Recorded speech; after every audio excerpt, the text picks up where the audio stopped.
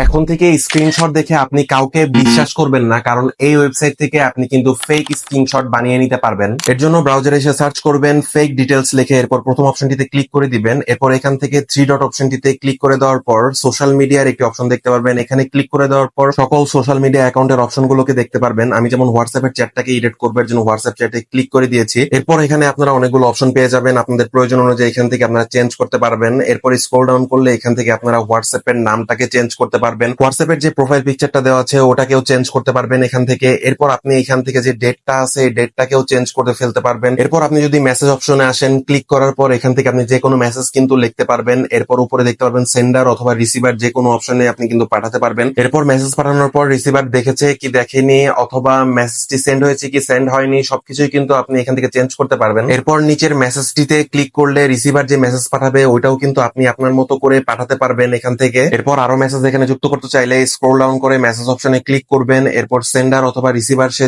যে কোনো মেসেজ কিন্তু আপনি এখানে পাঠাতে পারবেন। এখন এই ফেক স্ক্রিনশটটাকে ডাউনলোড করার জন্য ডাউনলোড হোয়াটসঅ্যাপ চ্যাট এই অপশনটিতে ক্লিক করার সাথে সাথে কিন্তু আপনার ফেক স্ক্রিনশটটি ডাউনলোড হয়ে যাবে। ভিডিওটিকে কেউ খারাপ কাজে ব্যবহার করবেন না এবং অবশ্যই সচেতন থাকবেন, এবং আরো এমন ট্রিক্স রিলেটেড ভিডিও পাওয়ার জন্য ইর্তেজা 360 কে ফলো করে দিতে ভুলবেন না।